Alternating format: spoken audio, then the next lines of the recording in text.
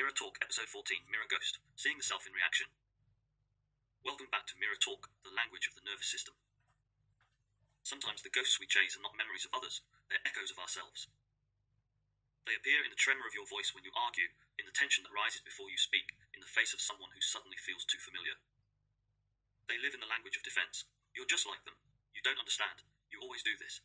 In truth, what we're often seeing in those moments isn't another person's fault. It's our own reflection, refracted through old light. In the last episode, we explored unspoken rules, the invisible contracts that govern belonging, the quiet bargains we made to stay loved, safe, or useful. We learned that sometimes obedience isn't morality, it's memory.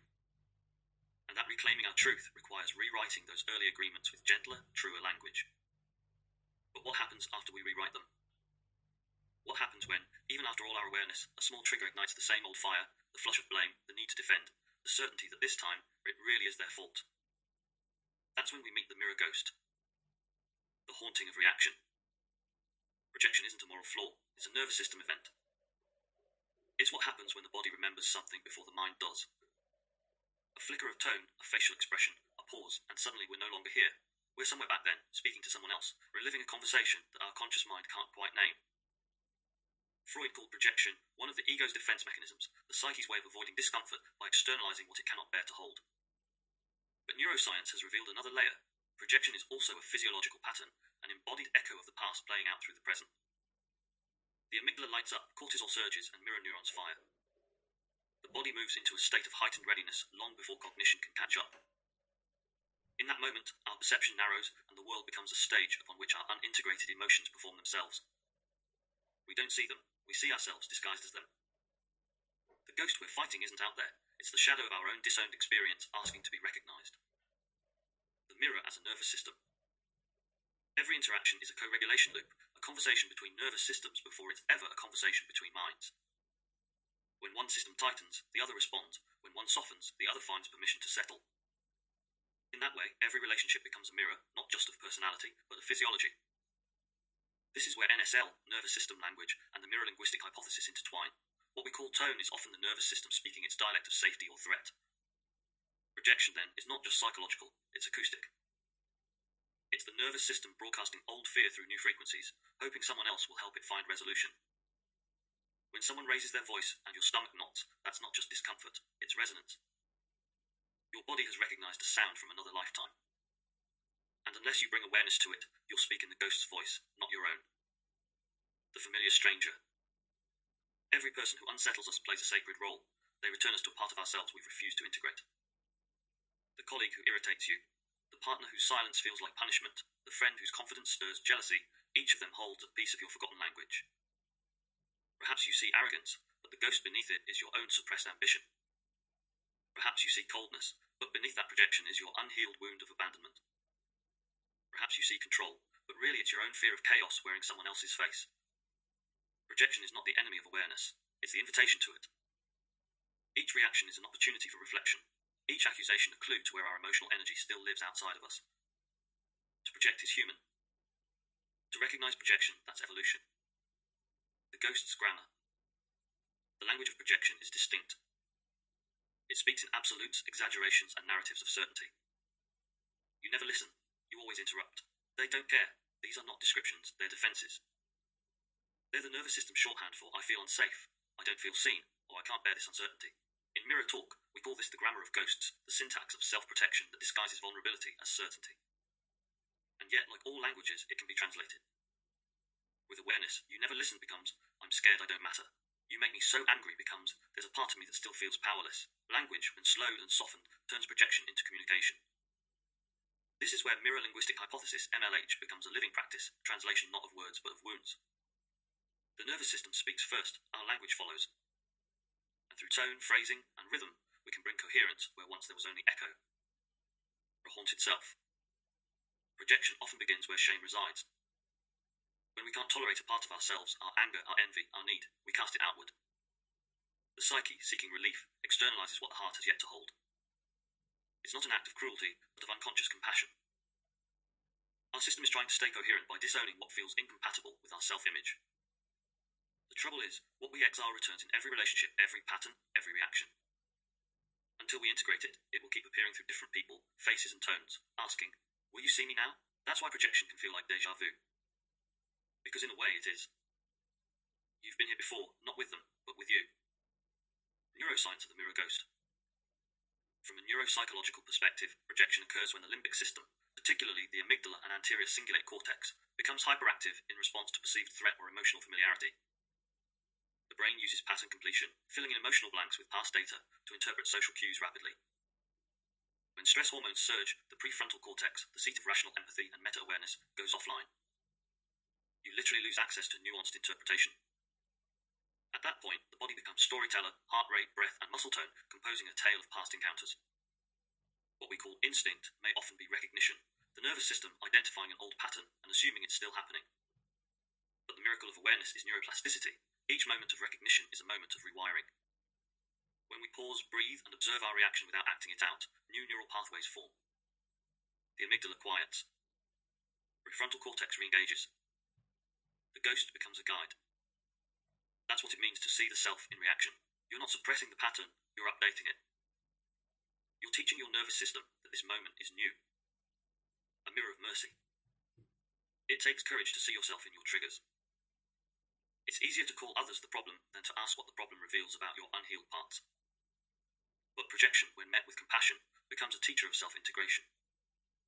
Each trigger point to tender. Each discomfort marks an edge of growth. So instead of exercising the ghost, we listen to it.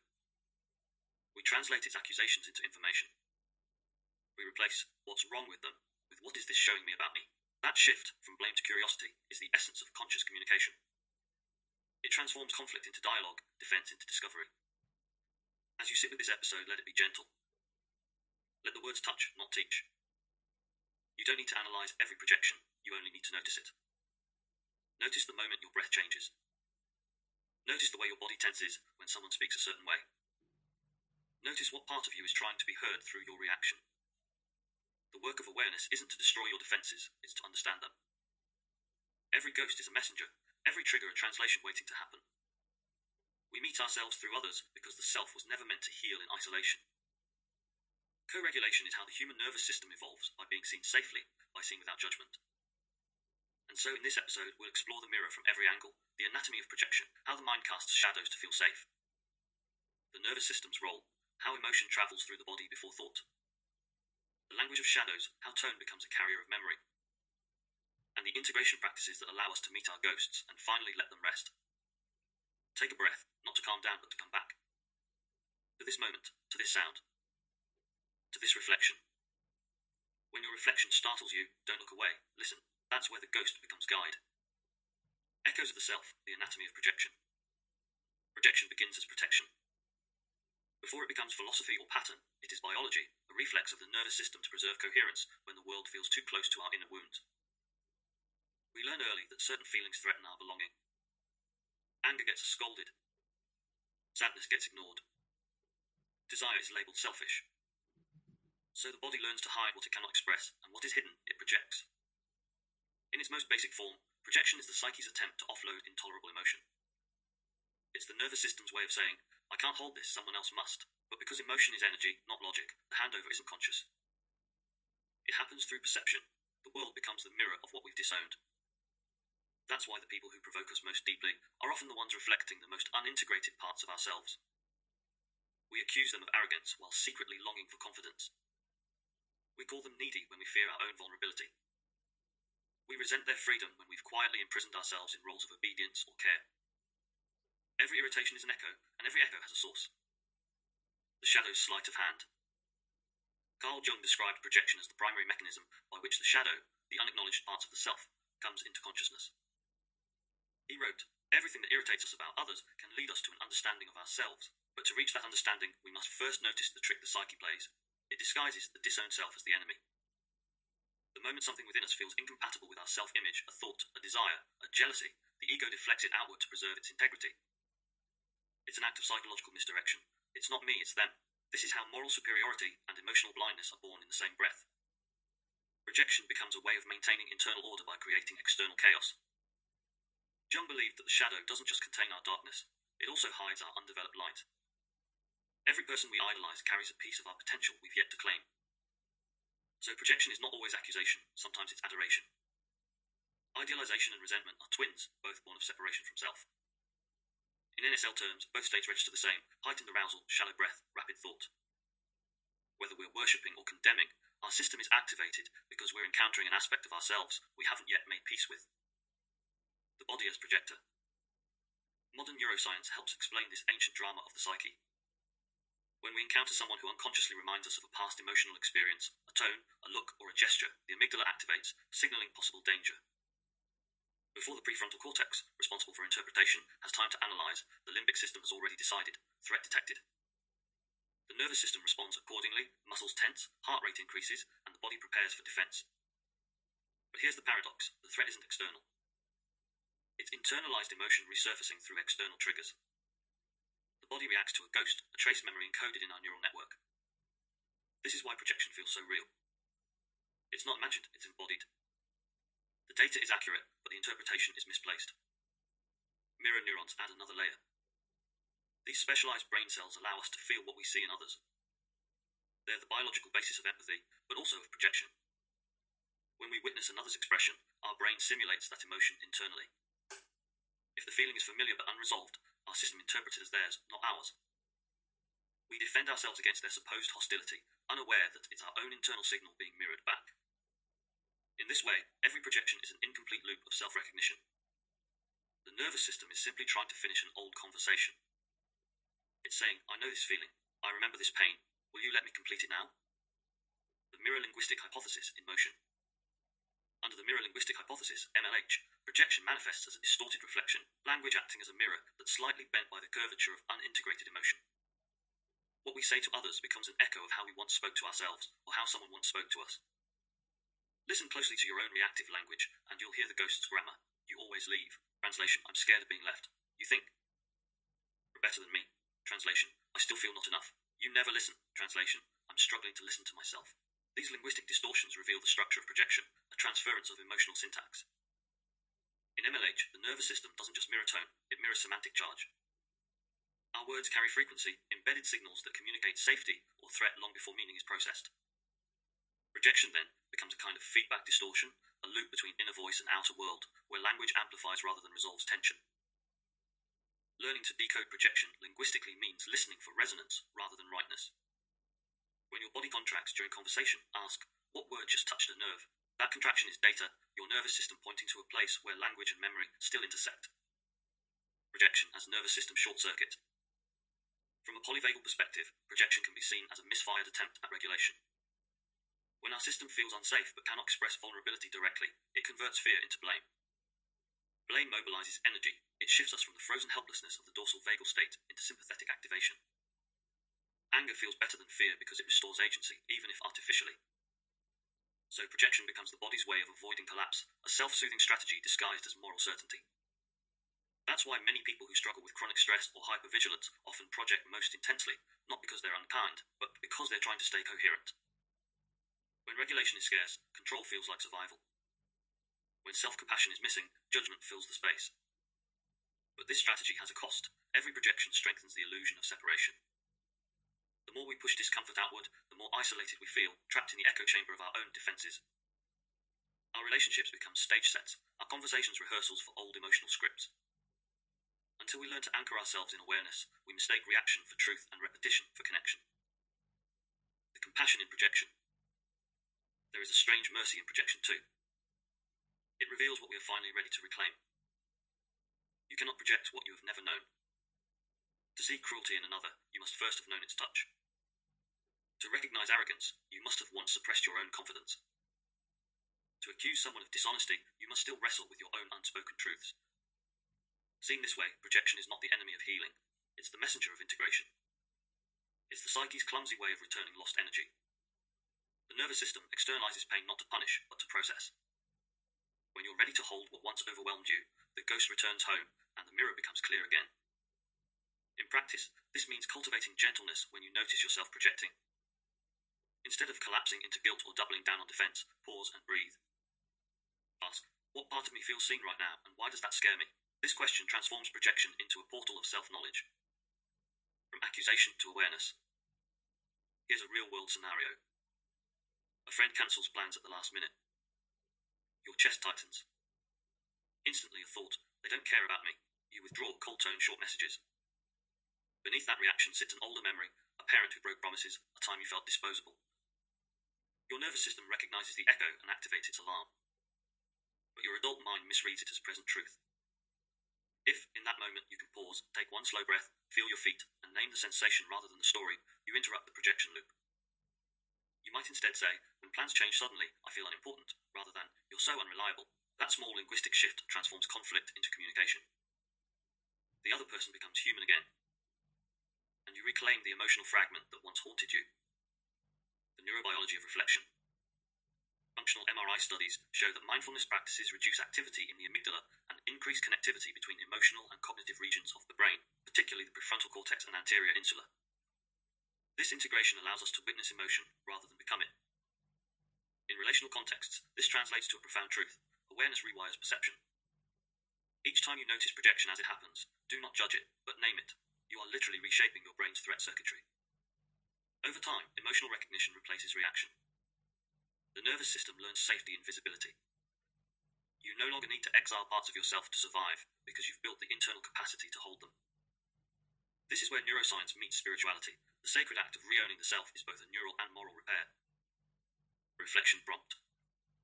When I react, what memory of myself am I defending? Sit with this question not as an accusation, but as an invitation. Let it soften the edges of your certainty. Behind every intense reaction lies tenderness, a fragment of your younger self still trying to be heard. Let this reflection be your mirror, not your prison. Because projection ends not when you stop reacting, but when your reactions become relationships with yourself. When we understand projection psychologically, we begin to reclaim our emotional language. But awareness doesn't end in the mind, it lives in the body. Every ghost of perception has a heartbeat, a breath, a pulse. The next step is to learn how the nervous system mirrors what it perceives, and how, through awareness and regulation, we can return from reaction to resonance. To see the mirror clearly, we must first feel it.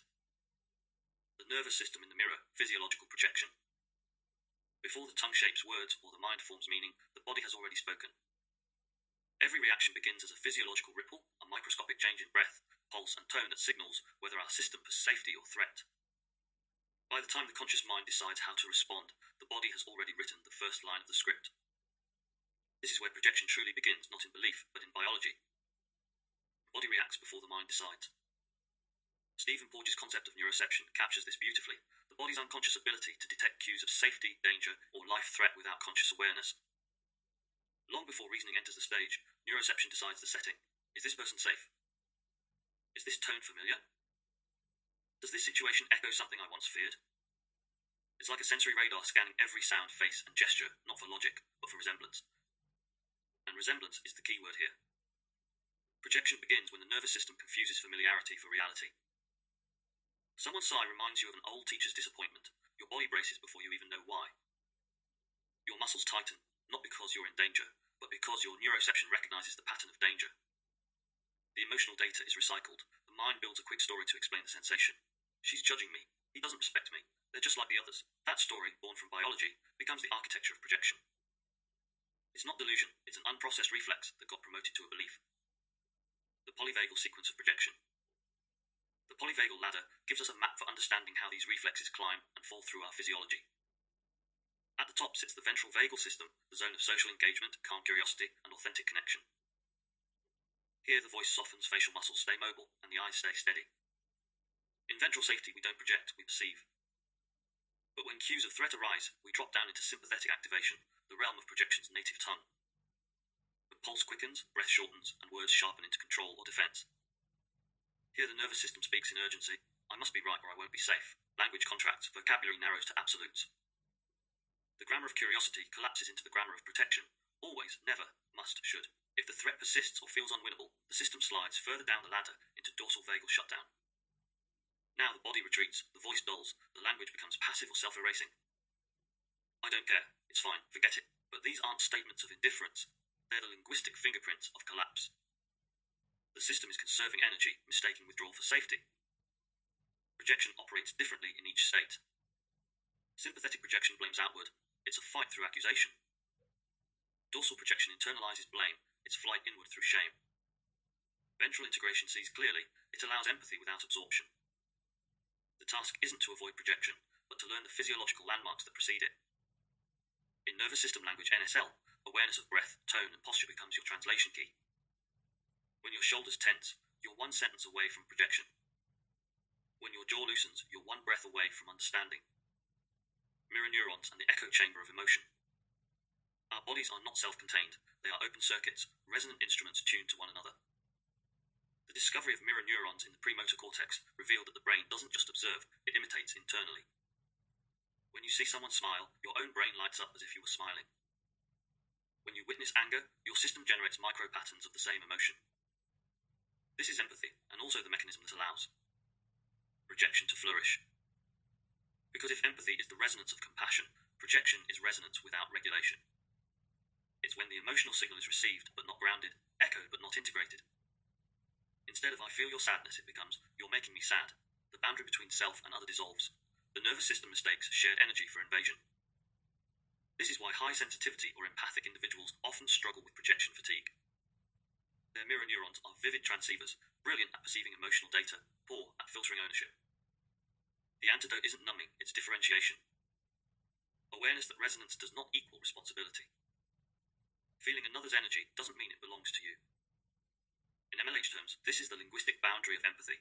A true connection occurs when you can translate resonance into awareness without collapsing identity. When empathy exceeds capacity, projection begins because the nervous system, overwhelmed by borrowed feeling, seeks clarity through blame. The somatic echo how the body replays memory. Projection is not a purely mental process, it's a somatic replay loop. Each time your system perceives a familiar tone or threat, the body attempts to complete an old motor pattern, the unfinished movement of defense, flight, or appeasement. Imagine this, you're in a meeting. Someone interrupts you mid-sentence. Your diaphragm tightens, your throat constricts. You feel dismissed, irrationally more than the situation warrants. The reaction isn't to this person, it's to that memory, the childhood moment when you were talked over, unheard, or corrected too harshly. Your body has remembered what your conscious mind forgot. That's the somatic echo, a reflexive gesture of the past seeking resolution in the present. In NSL practice, the key is interception, recognizing the somatic signature before it becomes speech. The breath that holds, the jaw that tightens, the fingers that curl inward, these are the preludes to projection. They tell the story before you do. A helpful self-intervention is the three-step somatic translation practice. 1. Name the sensation. My stomach feels tight. My shoulders are heavy. This separates awareness from identification. 2. Name the impulse. I want to correct them. I want to leave. This gives the energy somewhere to move. 3. Name the memory. This feels like when I wasn't allowed to speak. Suddenly, time collapses. Ghost is located. The projection dissolves. When sensations are named, the nervous system updates the file, and the body learns that this moment is not that moment. Each translation integrates a fragment of self that was previously living in exile. The physiology of projection in relationships. Every relationship is a duet between two nervous systems. Words may carry meaning, but bodies carry tone. When one person's system falls into threat, the other's adjusts to match or defend. This co-regulation is automatic. It's how mammals ensure mutual survival. But when both systems operate from unresolved projection, the duet becomes a loop of dissonance. Picture this. Partner A raises their voice, sympathetic activation. Partner B's system reads the cue as danger, drops into dorsal withdrawal. Partner A perceives the withdrawal as rejection, escalates further. Partner B freezes, silence thickens. Neither is cruel, both are frightened. They're speaking the same nervous language from opposite poles. In MLH framing, their dialogue is semantically coherent, but energetically misaligned. They're saying different truths at the same frequency of fear. The meaning can't land because safety is missing from the syntax. Co-regulation begins when one person pauses the physiological loop, not with logic, but with presence. Slower breath, gentler tone, softened eyes. NSL teaches that regulation is contagious too. When one system restores coherence, the other finds it easier to follow. This is why phrases like "let's slow down" or "I want to understand" can diffuse projection, not because they fix the content, but because they alter the body's signal of threat. The nervous system interprets those tonal cues as invitations to safety, not debate.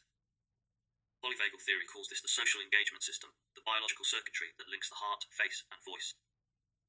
When activated, it allows genuine listening, facial mirroring, and vocal rhythm that foster trust. In essence, it's our internal technology for dissolving projection through co-regulation. Language as regulator, from reaction to translation. If you listen to your speech during activation, you'll notice that projection has its own accent. Sentences shortened. Pitch rises. Vocabulary contracts around certainties. You always, you never, I can't. Each of these phrases encodes nervous system urgency, an attempt to find order in chaos. To reverse the projection reflex, we don't need to change the content of speech, but its nervous signature. This is where nervous system language, NSL, becomes a living practice of regulation in real time. Consider the following micro-shifts, subtle physiological translations that convert reactivity into self-awareness. Instead of "you're making me angry," try "I notice I'm getting tense hearing that." The truth remains intact, but the direction changes. The body stops outsourcing agencies and starts reclaiming ownership. This small shift releases muscular contraction, allowing breath to return. Rather than "you always ignore me," experiment with "when you look away, I feel disconnected." The first statement triggers defense, a global accusation that invites retreat. The second reveals vulnerability without abandoning boundaries. It communicates impact, not indictment.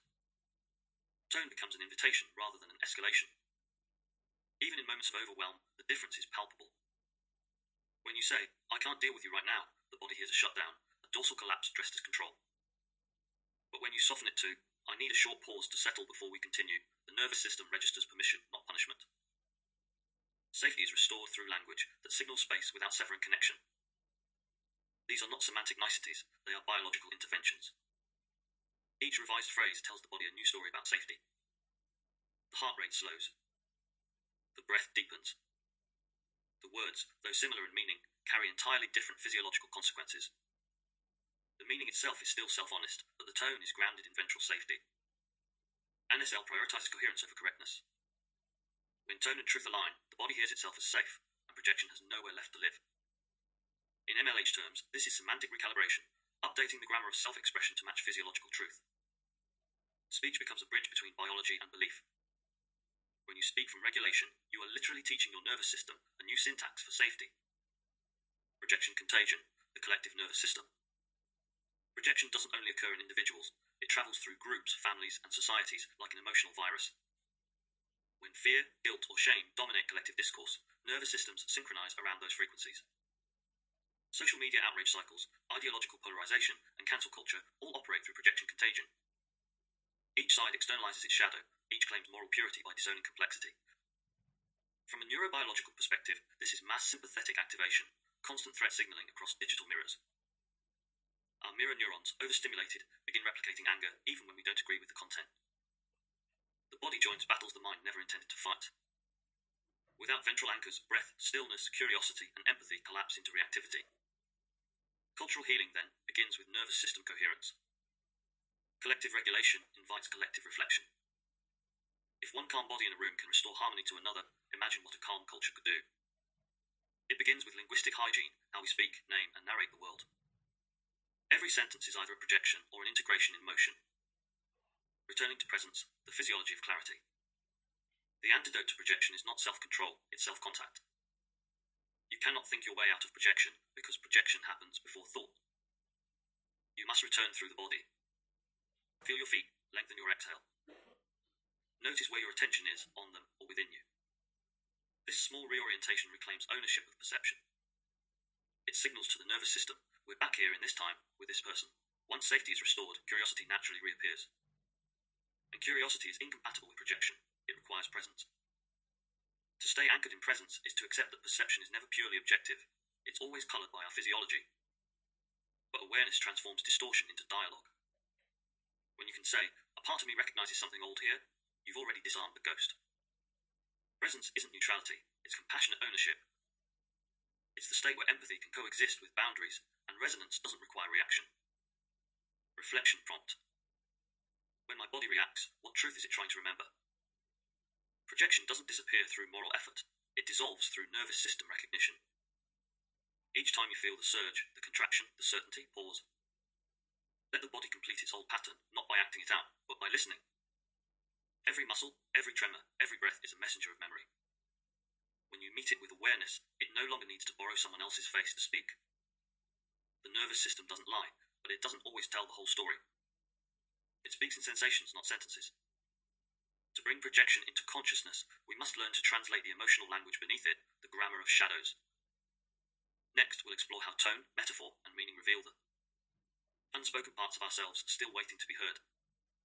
The body mirrors, the voice interprets. When they speak together, the ghost becomes word, and the word becomes released. The language of shadows, translating emotional projection. Every emotion seeks expression. When it cannot find words, it finds mirrors. When it cannot find mirrors, it finds conflict. Projection is the psyche's attempt to make the invisible visible, not to deceive us, but to reveal us. Yet its language is cryptic. It hides in tone, metaphor, and habit. It speaks in doubles, one voice for the world, another for the wound. To translate projection, we must learn to read between these voices, where the nervous system whispers what the ego denies. Shadows speak before we do. When we speak, we think we're choosing words, but often words are choosing us. Language is not just a tool, it's a trail. Every syllable carries residues of emotional memory, cultural conditioning, and survival learning. In psychoanalytic terms, projection is displaced language, the inner narrative smuggled into outer dialogue. The phrase, "you never listen," doesn't just express frustration, it encodes a childhood memory of invisibility. "I can't trust you" may hide an earlier betrayal by someone entirely different. "I'm fine" can be a linguistic scar, the trace of a nervous system that learned silence equals safety. These phrases aren't random, they're relics of regulation. The tone, the rhythm, the micro-pauses, each a fingerprint of emotional history. The nervous system writes first, grammar second. From the perspective of NSL, nervous system language, every emotional state produces a linguistic state. Ventral safety yields expansive language, open, inclusive, curious. Sympathetic activation creates directive speech, clipped, urgent, and defensive. Dorsal withdrawal compresses communication, quiet, minimal, sometimes wordless. So when someone says, "it's whatever," they're not being dismissive, they're linguistically echoing collapse. When someone insists, "I just need to explain," they're not merely argumentative, they're translating hyperarousal into logic. Language is the nervous system speaking through metaphor. The linguistic mechanics of projection. Projection reshapes language in several distinct ways. Understanding them allows us to spot when the shadow is driving the sentence. By absolutist grammar, projection loves certainty. To preserve safety, it banishes ambiguity.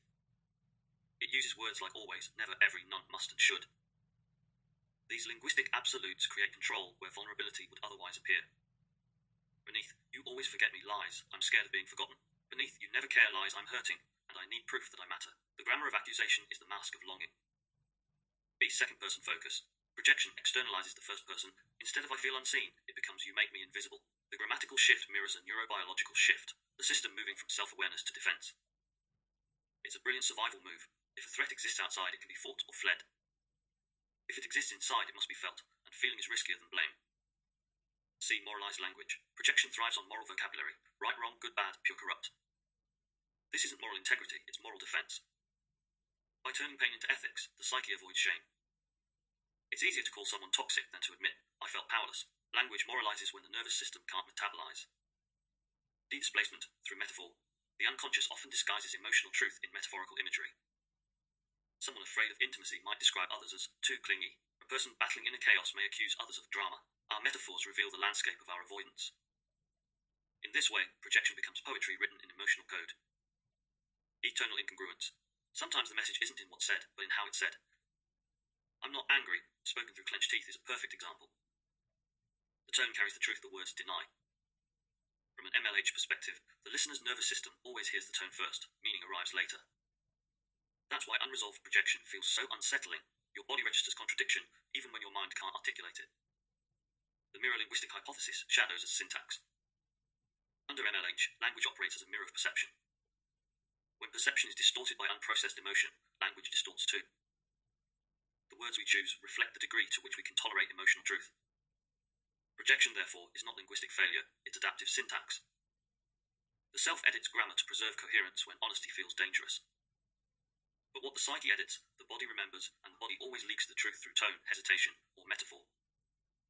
MLH proposes that every emotional distortion leaves a linguistic residue, patterns that repeat across time and context, regardless of the content. For instance, tonal inflation, "I'm totally fine," conceals sympathetic activation. Reductive phrasing, "whatever," conceals dorsal collapse. Repetitive defense, "but I already told you," signals looping fear. By attuning to these residues in ourselves and others, we can trace projection back to its emotional root. The nervous system's grammar, emotion as sentence structure. To translate projection, we must look at emotion as syntax, feelings as clauses, sensations as punctuation. Let's reimagine grammar through the lens of NSL. Noun, the body, the subject of every sentence. Verb, the emotion, energy in motion. Adjective, the interpretation, colouring reality with memory. Period, the breath, ending or pausing the narrative. A dysregulated nervous system writes run-on sentences, no breath, no pause, no punctuation. A regulated one allows commas, exhale, and reflection. So when someone speaks in long, anxious spirals, they're showing us not just their stress, but their syntax. Projection collapses the grammar of pause. It replaces the breath with certainty, the comma with command. This is why the first physiological intervention in NSL is breath awareness, restoring the punctuation that makes meaning safe to hold. Translating the shadow, a step-by-step linguistic process. To work consciously with projection, we can translate its language through a three-part process. Step 1. Identify the charged phrase. Listen for words that carry emotional electricity, blame, repetition, or intensity. For example, you're just like my ex. Step 2. Replace the subject, swap you for I, then translate the statement into an internal truth. I'm feeling the same helplessness I felt in that relationship. Step 3. Integrate nervous system data, add somatic awareness to ground the new insight. When I feel dismissed, my chest tightens and I start to panic. Through this simple linguistic inversion, we reclaim ownership of energy once projected. The body learns that the feeling is mine, not theirs. Integration begins at the moment of correct identification. MLH reframes this as semantic reintegration. The sentence reclaims its original author. Neuropsychology of linguistic self-regulation. From a neuropsychological lens, this process is more than metaphorical. When we reframe reactive statements into self-locating language, we activate prefrontal and insular circuits responsible for introception and self-reflection. In essence, the act of rewording projection rewires the brain's regulation pathways. Research by Matthew Lieberman and colleagues on affect labeling shows that naming emotions decreases amygdala activity while increasing prefrontal control. Simply put, when you articulate a feeling accurately, your brain interprets it as manageable. This reduces physiological threat, enabling empathy and insight. So linguistic translation is not just therapy, it's neurobiology in action. The language of shadows, once made conscious, becomes the architecture of integration. A linguistic mirror exercise. You can practice this yourself using a mirror or journal. The goal isn't to eliminate projection, but to decode its poetry. 1. Write down a recurring irritation or judgment. Example, people are so self-absorbed. 2. Turn the mirror. I've been afraid to prioritize myself. 3. Listen to your body as you speak it aloud. Does your breath release? Does your chest unclench? That physiological shift is integration, the body recognizing truth. When truth aligns with tone, coherence returns. Projection once seen becomes compassion. The ghost doesn't vanish, it dissolves into understanding. Linguistic archetypes of the shadow. Projection tends to use recurring linguistic masks. Recognizing them helps dismantle their hold. Here we identify the recurring masks as shadow archetype, common phrases used in hidden emotion. Let's explore them now. The judge. They should know better. Moral superiority masking shame. The victim. No one ever helps me. Fear of asking, guilt around need. The martyr. I'll just do it myself. Resentment rooted in unacknowledged pride. The rebel. I don't care what they think. Fear of rejection disguised as independence. The healer. I just want to help them. Avoidance of self-focus through care. These linguistic personas form the mythology of projection. Each serves a protective purpose. Each conceals a wound yearning for inclusion. When you hear these archetypes in your speech, don't silence them, decode them. Ask what need they were written to protect. That question alone can dismantle decades of defensive dialogue. Collective shadows, the language of cultural projection. Our personal shadows are nested within collective grammars. Every culture teaches certain emotions to speak and others to stay silent. In patriarchal systems, vulnerability becomes shameful. Thus, anger finds easier expression. In collectivist cultures, dissent becomes taboo. Politeness becomes the camouflage of resentment. Language is the social nervous system, and projection, its unregulated reflex. Consider how phrases like man up, be nice, or don't make it about you encode entire emotional hierarchies. They transmit inherited scripts of regulation and suppression. MLH reframes these as cultural phonemes of belonging, linguistic tones that signal safety within a tribe, but repression outside it. When we repeat these phrases unconsciously, we're not just mimicking culture, we're performing safety. Translation begins when we rewrite them into updated nervous system language. Man up leads to you're allowed to feel. Be nice leads to be kind but real. Don't make it about you translates to you matter here too. The body exhales. Collective projection turns into communal integration. Projection as mirror dialogue, the conversational dance. Every conversation between humans is a living mirror. Your tone shapes my nervous system, mine shapes yours. When both are unregulated, dialogue becomes dual. When both are aware, conversation becomes co-regulation. Projection interrupts dialogue because it hijacks rhythm. It replaces listening with preemptive translation. We stop hearing them and start hearing our own past echoing through their words. The cure isn't perfect understanding, but rhythmic awareness, noticing when tone accelerates, when silence thickens, when eyes lose focus. These are not communication failures, they're nervous system flares. To restore rhythm, return to tempo, the pace of breath, the cadence of truth. Speak slower than your fear, listen longer than your certainty. This is what I call tempo therapy, conversation as a nervous system dance. In that space, projection softens into presence. Both people become mirrors, not battlefields. Integration through linguistic coherence. Ultimately, translating projection isn't about intellectual insight, it's about coherence. When your words, tone, and body tell the same story, safety returns. Coherence is a true feeling. It's when the nervous system no longer needs to distort language for survival. The practice is deceptively simple. Before speaking, check 3 things. 1. Am I grounded? 2. Tone. Is my voice aligned with my intent? 3. Meaning, does this sentence include my responsibility as well as my truth? If all 3 align, your language becomes medicine. If even one wavers, your shadow is speaking gently, wisely, but still in disguise. Coherence transforms communication into connection. It's not perfection, it's integration in motion. Reflection prompt. What does my favorite criticism of others reveal about me? Let this question linger. Notice your language this week, the phrases that feel righteous, the tones that spike your heart rate. They're not shameful, they're maps. Each irritation is a breadcrumb trail to a forgotten part of you. Follow it not to judge, but to reclaim. Because every shadow you translate becomes light, you no longer have to fear. The shadow doesn't stop at language, it extends its hand toward others. Every word we speak carries emotional residue, but it's in our relationships that projection becomes choreography. When the unseen within us meets the unseen within someone else, the mirror comes alive, not as reflection alone, but as interaction. What began as misdirected emotion now takes the form of transference, the unconscious reenactment of our earliest emotional patterns within present relationships. Where the language of shadows ends, the psychology of empathy begins. To translate projection fully, we must see how it moves between bodies, how it borrows the faces of those we love to teach us what we've forgotten to feel. The mirror doesn't just show you, it shows you with another. Psychological insight, transference, empathy, and emotional ownership. Projection becomes most potent when it meets proximity. It is one thing to imagine, another to encounter. The closer we feel to someone, the stronger the nervous system's impulse to replay its history, not out of malice, but out of longing for repair. Where projection meets relationship. This is where transference begins, the ancient emotional template reenacted through new relationships. What Freud first described as a clinical phenomenon is, in truth, the rhythm of everyday life. We all transfer, not just in therapy, but at work, in love, in friendship. The nervous system, built on repetition, confuses familiarity with safety. We meet someone kind and feel immediate trust, or we meet someone distant and feel inexplicably small. It's not about them. It's about them, but the story doesn't stop there. The other person also brings their own echoes, their own projections, defenses, and transference maps. When these collide, what we call chemistry or conflict emerges. In truth, it's 2 nervous systems, negotiating history in real time. This is what Selma Freiberg, in her seminal essay, Ghosts in the Nursery, 1975, meant by the unseen presences that haunt even loving families, unintegrated emotions passed silently from parent to child. The ghost is not malicious, it's memory in motion. Each of us carries such ghosts, fragments of inherited feeling waiting to be recognized. When they appear in relationships, it's not punishment, it's an invitation. Transference and counter-transference, the mirror within the mirror. In therapy, transference refers to the client's unconscious redirection of past feelings toward the therapist.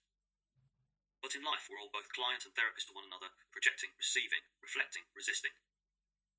When we accuse someone of not caring, when we feel triggered by a friend's independence, when we idealise a partner's calm as perfection, these are forms of transference. We place an inner figure upon an outer person. Counter-transference, in turn, is how we respond, often unconsciously, to someone else's projection. It's the moment we feel pulled into a role we didn't choose, the rescuer, the rebel, the parent, the opponent. Our bodies sense the expectation and begin performing the script. Neuropsychologically, this is empathy gone autopilot, mirror neurons aligning too quickly without prefrontal reflection. We synchronize physiologically before we assess emotionally. Without regulation, empathy collapses into enactment. We become the mirror rather than witnessing it. Attachment, empathy, and the need to belong. At the core of both projection and transference lies the attachment system. Every infant learns safety not through logic, but through attunement, the parent's tone, timing, and presence.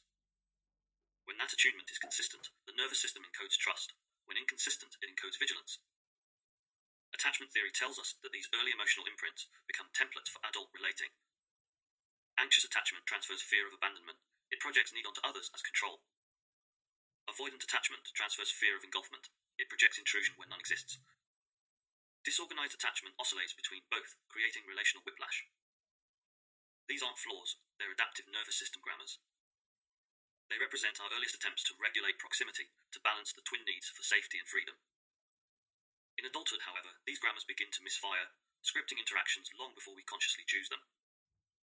When someone says, "I feel like I'm always too much," they're not describing the present. They're echoing a nervous system that once had to shrink to stay safe. When another says, "I just need space," it may mean, "I once learned that closeness meant control." Through empathy, these attachment grammars intertwine. One person's need triggers another's defense. One system's fear calls forth its complement. Thus, empathy becomes both a bridge and a battleground. The paradox of empathy, connection, or collapse. Empathy is often idealized as the pinnacle of emotional intelligence, but neuroscience paints a subtler picture. Empathy is a physiological event, a co-activation of mirror neural networks and limbic resonance. We feel what others feel by simulating it within our own nervous systems. When regulated, this simulation breeds compassion. When unregulated, it breeds overwhelm or projection. We begin to interpret others through the sensations they awaken in us. Empathy turns inward, becoming an assumption. "I know how you feel," a phrase that can connect or colonize, depending on tone. This is why empathy without boundaries often becomes emotional enmeshment. We absorb another's pain to prevent them from feeling it, unconsciously replaying the caregiving strategies of our childhood. The line between compassion and compulsion blurs. We stop listening to learn and start listening to manage. In NSL terms, the tone of ownership distinguishes empathy from projection. A grounded, slow tone signals that the nervous system can witness emotion without drowning in it. A sharp, rapid tone betrays sympathetic urgency, an unconscious attempt to control the discomfort of feeling too much. Projection as false safety, the shame loop. Projection often masquerades as control because control feels safer than shame. When the nervous system senses potential exposure, the risk of being seen in one's imperfection, it redirects that energy outward. Shame is a form of physiological collapse. It lowers the eyes, tightens the throat, and holds breath. To escape that paralysis, the psyche externalizes it, turning shame into blame. From a biological perspective, this is a brilliant protective move. It reactivates the sympathetic system, transforming freeze into fight. But what begins as self-defense quickly becomes disconnection. Brené Brown describes shame as the intensely painful feeling of being unworthy of love or belonging. When we project, we are trying to offload that feeling, to make someone else carry it for us. We accuse them of what we fear in ourselves: selfishness, weakness, coldness, chaos. In doing so, we achieve temporary relief, but at the cost of intimacy. Dr. Gabor-Mate extends this insight, reminding us that every defense once served a purpose. Blame, withdrawal, and intellectualization are all creative adaptations to environments where emotional honesty felt dangerous. Projection isn't self-sabotage, it's self-preservation misapplied. But to grow, we must risk feeling what our nervous system once deemed unbearable: guilt, vulnerability, uncertainty. These are not punishments, they are portals to ownership. Transference in everyday life. You don't need to be in therapy to experience transference. Daily life offers endless mirrors. We might idealize a mentor as the parent we wished for, resent a colleague as the sibling who outshone us, or distrust a partner for repeating an old betrayal. The emotional intensity often exceeds the situation because the nervous system is replaying its archive, not its present. In conversation, this can sound like, "You're just like my ex. You always leave me to handle things. You never take me seriously."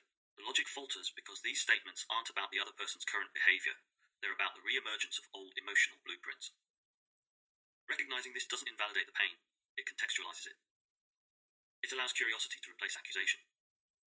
To practice emotional ownership, pause after the first reaction and ask, "Who else have I felt this with before?" That single question transforms projection into revelation.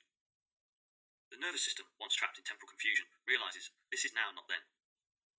Time reorients, safety returns. Empathy through ownership, a new model. True empathy begins where projection ends. It's not the act of feeling for someone, it's the art of feeling with them while staying within yourself. This requires self-regulated presence, the ability to notice emotional resonance without fusing identities. When you say, "I can imagine how that felt for you," you open a bridge. When you say, I know exactly what you mean, you close it because you've replaced their experience with your own. In mirror neural terms, empathy requires a temporal pause, a fraction of a second where we observe the emotion arise before assigning it meaning.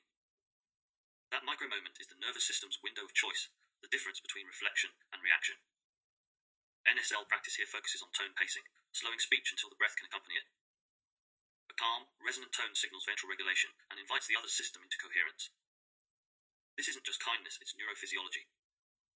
When empathy stabilizes instead of escalates, projection dissolves naturally.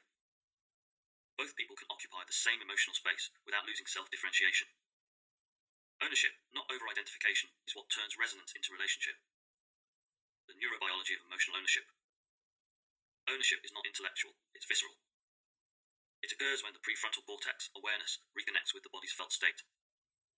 When you say, I feel angry, and allow that to exist without defense, your insula, the brain's interoceptive hub, integrates emotion with identity. The feeling ceases to be a threat and becomes information. This is why NSL emphasizes tone of acceptance, a voice that carries neither rush nor repression. Such a tone signals to the amygdala that the emotion is safe to experience. Over time, this retrains the nervous system to tolerate complexity. You no longer need to offload discomfort through projection. You can metabolize it. From a linguistic standpoint, ownership changes pronouns. You did this to me becomes I felt hurt when that happened. This subtle grammatical shift rewires both the relational dynamic and neural pathway. It anchors emotion in agency, not accusation. Reflection prompt. When I accuse, what am I protecting from recognition? Let this be your mirror question. Projection doesn't disappear when shamed. It softens when understood. Each accusation hides tenderness, a wish not yet spoken, a pain not held. When we can name what we once blamed, the nervous system finds rest. Ownership is not an idea, it's a practice. Now that we understand how projection evolves into transference, and how empathy becomes regulation through tone, we'll bring it home to the body. The next element introduces practical tools for integration, mirror work, breath-based anchoring, and linguistic rephrasing rituals designed to return every projection to its source. The mirror's purpose is not to accuse, but to return. Every reflection is a messenger asking to be met with gentleness. Integration practice. Mirror work for the nervous system. Insight without embodiment is like breath without exhale, full of potential, but incomplete. We can understand projection intellectually, even map it psychologically, yet still find ourselves repeating the same reflexes in real life.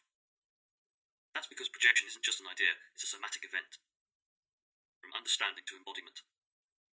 Every defensive sentence, every misfired assumption, begins as a body trying to stay safe. To transform projection into reflection, we must therefore involve the body, not to control it, but to listen to it. Integration means allowing the nervous system to learn what the mind already knows. That discomfort is not danger, an emotion can be metabolized without defense. The following practices invite you into that dialogue, a slow translation of reaction into recognition. They are not fixes, but repatterning rituals, small nervous system recalibrations that turn mirrors into windows. Practice 1, the mirror gaze ritual. Stand before a mirror, not to assess, but to attune. Look into your own eyes and breathe softly through your nose. Notice the first micro-reaction that arises, tension, avoidance, curiosity, affection, even blankness. This is your nervous system's opening line. Most people think mirror work is about affirmations. But in NSL, it begins with observation. Before you speak, you must see not just the image, but the physiology. Does your breath shorten when you meet your own gaze? Do your shoulders rise? Does your expression harden or soften? These are all projections of inward, emotional data your body once disowned. Now, as you continue to look, say quietly, I am here with the part of me that feels unseen. Let your tone be gentle, low, and paced. The nervous system responds more to tone than to words. Even if emotion arises, tears, laughter, or resistance, stay present. You're teaching your system that witnessing itself is safe. In time, this ritual recalibrates the neuroception of self. The body learns that your own gaze is no longer a threat. You stop avoiding your reflection and start recognizing it. Practice 2, the echo pause. When projection stirs, a conversation heats, a trigger spikes, use this micro-practice. 1. Inhale gently through the nose. Let the breath travel low, not high in the chest.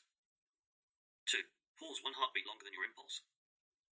3. Whisper internally, return to center, return to self. You're not rejecting the other person, you're retrieving your awareness. This phrase tells the body, the charge belongs within me, I can meet it here. The echo you feel, the heat, the contraction, the urge to correct, is the returning signal of your own nervous energy. The goal isn't to suppress it, but to bring it home. Each repetition weakens the projection reflex and strengthens self-containment. Over time, the pause becomes instinct. The moment before reaction becomes the space of recognition, and that space is freedom. Practice 3. Tone tracking. Projection lives not only in words, but in sound. Tone is the nervous system's frequency map, a real-time broadcast of inner state. By learning to hear your own tone, you gain access to a layer of consciousness deeper than thought.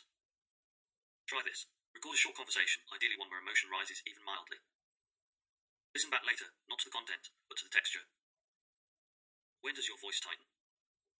When does it flatten or speed up? When does it carry warmth or lose rhythm? Each tonal shift marks a physiological transition, a microclimb or drop on the polyvagal ladder. If you can, place a hand over your heart as you listen. Notice how your body responds to your own sound. Does it relax or brace? That reaction is the nervous system hearing itself through the mirror of resonance. The goal is not critique, but compassion. Every tension in tone is a trace of protection. Thank it. Say inwardly, you try to keep me safe. Then breathe, and notice how your tone softens, the voice integrating what the body once feared. Practice 4. Reframe dialogue. Language is memory in motion. When we change its structure, we change its signal. Take a recent argument, one that still echoes in your mind.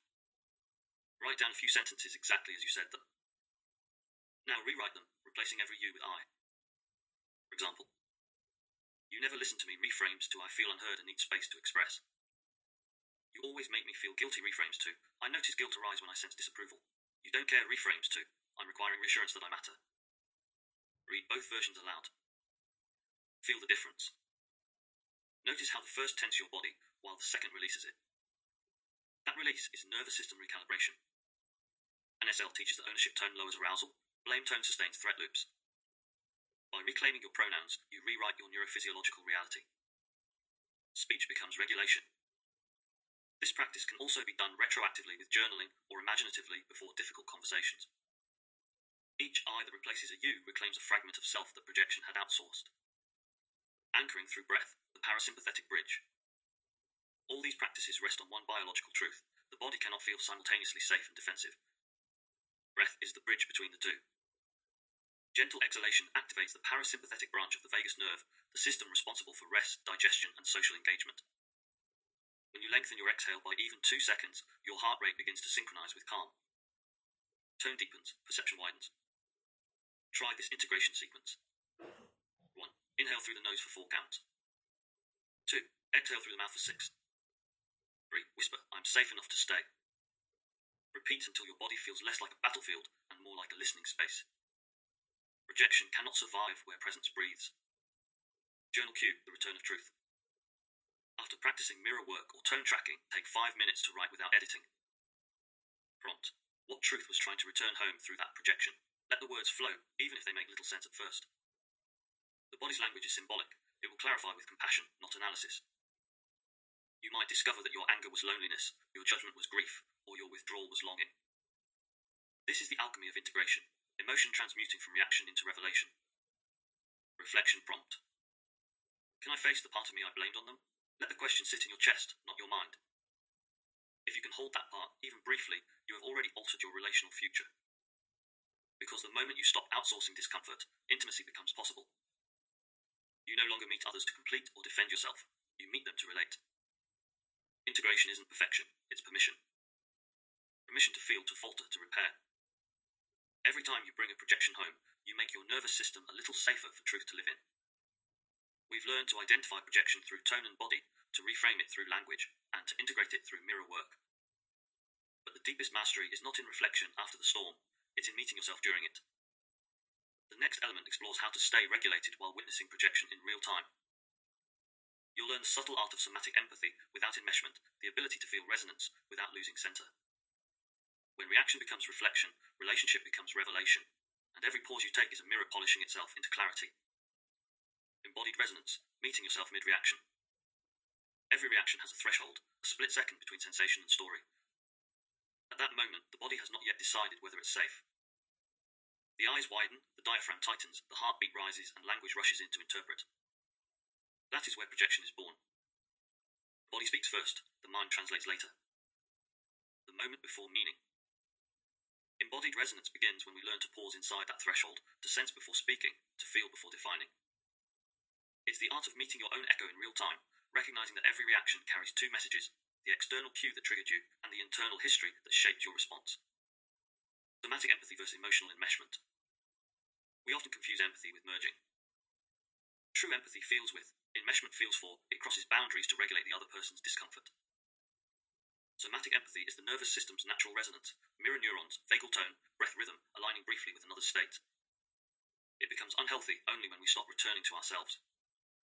You can tell you've crossed that line when your breathing mimics someone else's anxiety or your posture mirrors their collapse. Your system has left home base. To practice somatic empathy without absorption, keep awareness of your spine while listening. Let your breath move freely in your lower ribs. After sensing another's emotion, silently ask, "And where am I now?" This self-check restores ownership of energy. You remain connected without becoming consumed. The body as tuning fork. Think of your body as a tuning fork. Every emotional frequency you encounter causes a sympathetic vibration. When you're grounded, that vibration produces harmony, understanding, and compassion. When you're ungrounded, it produces distortion, defensiveness, withdrawal, and projection. Embodied resonance means learning to recognize those vibrations before they become words. In practice, a heat in the chest may signal rising assertion. A hollow in the stomach may indicate fear or shame. A sudden urge to justify might reveal an old guilt awakening. Instead of suppressing these cues, acknowledge them. There's heat here, there's tightening here. By naming sensations without moralizing, you give the nervous system what it truly seeks: recognition. Once recognized, energy releases. The body retunes itself to the present. Practice, pause, place, perceive. This micro-ritual is the heart of embodied resonance. Use it whenever you feel a trigger or surge of emotion. 1. Pause, stop speaking for one full breath. Feel your feet or the chair beneath you. Let the exhale lengthen naturally. 2. Place a hand where the emotion localizes: chest, belly, throat. Say inwardly, "Here I am." This gesture re-anchors awareness in the body instead of the story. 3. Perceive, ask, "What is this sensation trying to tell me?" before I assign it to them. Stay with raw data, warmth, pressure, movement, not interpretation. Within 30 seconds, the physiology of threat begins to shift. Polyvagal research shows that when interoceptive attention increases, vagal tone stabilizes, heart rate variability improves. Meaning, your system starts regulating itself before your mind even finds the perfect sentence. The mirror linguistic hypothesis in motion. MLH suggests that tone carries truth faster than words. In mid-reaction moments, your tone becomes the translator between body and mind. Try this subtle experiment. When emotion rises, lower your voice slightly instead of raising it. Keep the tempo slow and the resonance full. You're sending a signal to your vagus nerve, and to the other person's, that connection is possible. If both voices quicken, the dialogue becomes a jewel of survival codes. If one voice steadies, coherence re-enters the field. This is why embodied resonance is contagious. The regulated nervous system broadcasts calm the way heat radiates from a flame. You don't need to fix anyone, you simply become a tuning reference. Transference in everyday life. You don't have to be in therapy to experience transference. Life itself offers countless mirrors. It happens in the smallest interactions, the way a colleague's confidence stirs quiet irritation, or a friend's withdrawal leaves you feeling oddly abandoned. You might idealize a mentor as the parent you wished for, or distrust a partner because they remind you of someone who once failed to protect you. These are not coincidences. They are the nervous system's way of replaying its emotional archive, hoping for resolution this time. When we find ourselves reacting more intensely than the situation deserves, we're likely meeting the past in the present. The emotion doesn't come from now, it comes from then. And the body, ever loyal, ever vigilant, can't yet tell the difference. Our words often betray the transference at work. "You're just like my ex. You always leave me to handle things. You never take me seriously." Each phrase carries the weight of repetition, the echo of someone else's shadow. It's not that the current person is innocent of all wrongdoing. Rather, our perception is filtered through layers of unfinished experience. The nervous system, built on pattern recognition, flags familiar tones and gestures as warnings. A sigh that once meant disappointment now feels like danger. A pause in a message feels like rejection. The body reacts before reason catches up. But recognizing this isn't a sign of failure, it's a sign of awakening. The moment we notice the echo, the story can change. We can pause and ask the simplest, most revealing question: who else have I felt this with before? That single question is a doorway. It invites memory, not blame. It shifts awareness from accusation to understanding. When you ask it, something subtle happens in the nervous system. Time reorganizes itself.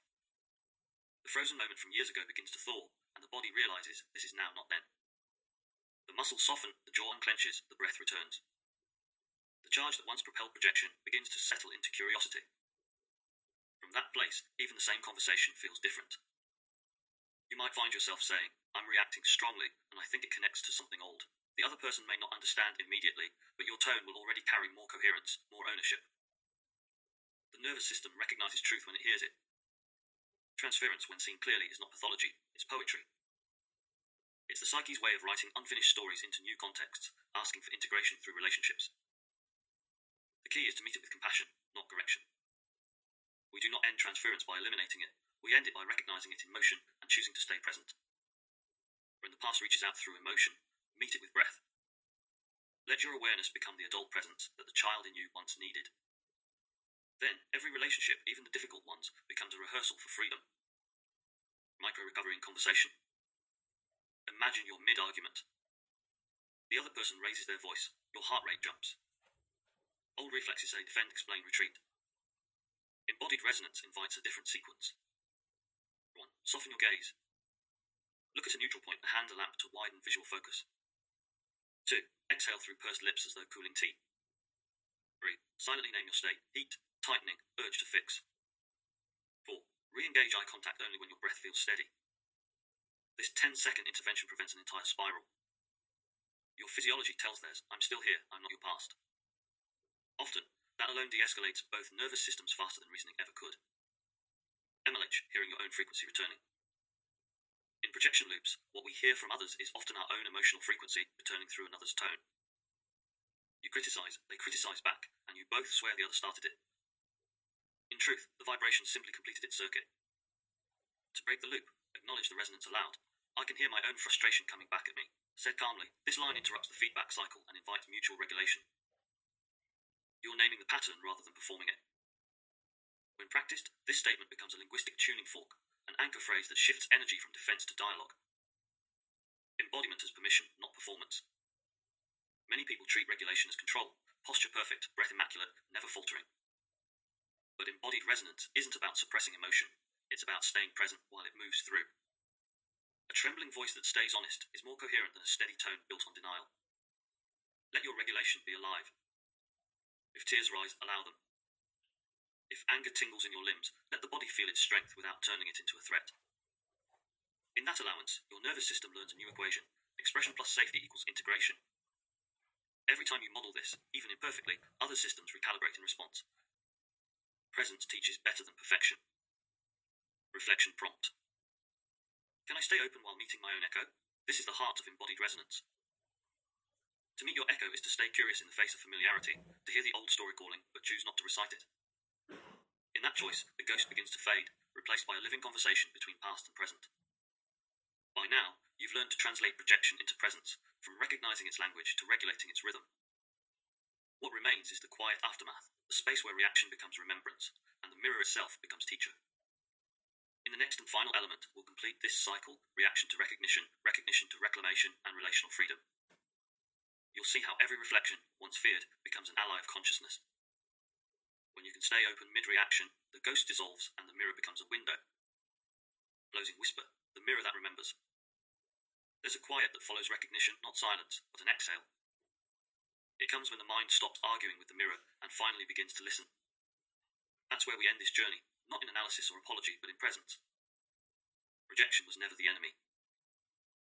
It was the nervous system's attempt at translation, emotion speaking in the only language it remembered. Every accusation, every exaggerated reaction, every misunderstood tone was at its core an unprocessed plea for coherence. When you learn to see this, something profound shifts. The people who once triggered you become teachers. The discomfort you once fled becomes data. Even your defenses reveal a kind of loyalty. They protected a younger you who didn't yet know safety could exist within. And so we meet the ghost not to exercise it, but to understand it. The ghost as guardian. Most projections began as guardians. The child who blamed others for chaos was simply trying to locate safety somewhere. The adult who deflects blame or idealizes love is still echoing that same pattern, externalizing emotion to keep the system stable. When we grow up without consistent emotional attunement, the nervous system learns to outsource recognition. It looks outward for reflection, validation, and containment. The ghost is what forms in that gap, a phantom presence that carries our disowned sensations. You might see it in the way you distrust kindness, anticipating betrayal. or in the way you chase intensity, mistaking it for connection. Each pattern, though painful, is purposeful. The ghost never arrived to haunt, it came to protect. Understanding this allows the body to soften. You begin to meet your patterns not with shame, but gratitude. They did their job. They kept you intact long enough to do this deeper work. Now their function is fulfilled. The ghost was only guarding the place where my truth was buried. Recognition as ritual. Every time you catch yourself reacting, you're standing at the edge of that burial ground. Recognition itself is a ritual, one that turns reaction into reverence. When anger rises, you pause and whisper, something old is speaking. When sadness floods, you place a hand on your heart and say, I remember this ache, it's asking to be seen. These phrases, spoken softly, are nervous system incantations, gentle cues that shift the body from threat to curiosity. Neuropsychologically, this is the hinge point where the amygdala hands over control to the prefrontal cortex. The system realizes, I'm safe enough to think again. That single moment of regained cognition is the alchemy of healing, emotion rejoining awareness, memory rejoining choice. Recognition doesn't erase the past, it rewrites its role. The ghost stops being the narrator and becomes part of the chorus, still present, but harmonized. The mirror's true purpose. Mirrors were never made to flatter, they were made to clarify. When you see yourself in another, in their anger, need, or silence, you are witnessing shared humanity through the lens of your own longing. That's why MLH calls projection a form of distorted empathy. You are still connecting, just without consciousness. The emotion is real, but its direction is misaligned. When awareness enters, the empathy refocuses. You can look at someone's reaction and think, I know this frequency, I felt it too. The mirror becomes not a battlefield, but a bridge. And perhaps that is the truest evolution of communication, when even conflict becomes collaboration, when two nervous systems, once armed for defense, begin to regulate through honesty. To speak from ownership is to speak from coherence.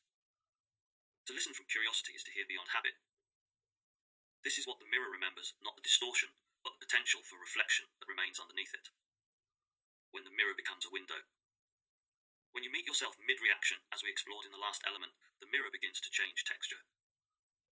It becomes translucent. You see yourself, yes, but also the world behind your reflection.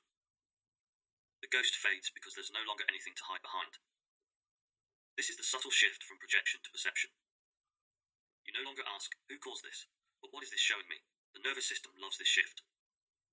Curiosity widens perception. It releases neurochemicals associated with safety, oxytocin, serotonin, and dopamine in measured balance. The entire architecture of awareness relaxes into coherence. From this state, empathy no longer costs you regulation. It becomes regulation. You become, quite literally, a window through which presence can flow, undistorted, unarmored. Integration, remembering through relationship. We do not heal in isolation because isolation was never the original wound.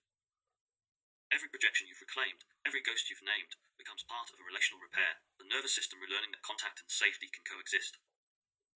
In conversation, this looks like slowing down before assigning blame. It looks like admitting, I'm reacting, before assuming intent. It looks like listening for tone beneath words, and remembering that what sounds like criticism may just be someone else's fear trying to speak. This is the embodied empathy that transcends ideology. It's the language of resonance, the unspoken grammar of co-regulation that all beings, consciously or not, respond to. When you hold this awareness, your presence becomes medicine. The ghosts that haunted your communication begin to dissolve in the warmth of recognition. And the space once filled by projection becomes fertile, room for new dialogue, new possibility, new peace. Reflection prompt. What part of me is finally ready to be seen without distortion? Let this question echo softly. There's no rush to answer. The nervous system unfolds like a spiral, returning to old scenes with new eyes, each time softening the reflex to defend. You may find that even old relationships begin to shift, not because others have changed, but because your language has. Your tone carries less urgency, your presence more patience. You've become your own safe mirror, and that, more than insight, is transformation. When the ghosts fade, space returns, and space always calls for structure. That structure is the next layer of our exploration. Boundaries. If Mirror Ghost taught us to reclaim reflection, boundary, or barrier, it will teach us to shape it. To draw lines that hold connections without collapse. To speak with firmness that doesn't harden into fear. To distinguish between closing off and standing strong. We'll explore how tone, timing, and tension reveal whether a limit protects or punishes.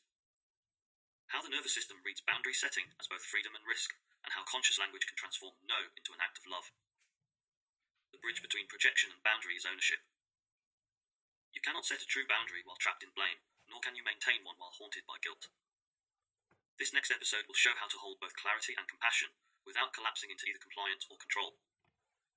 When the ghost disappears, what remains is space, and every boundary begins with breath. The mirror that remembers you. Thank you for walking through the mirrors with such courage. Through every reflection and reaction, you've met yourself, not as an enemy, but as an echo waiting to return home.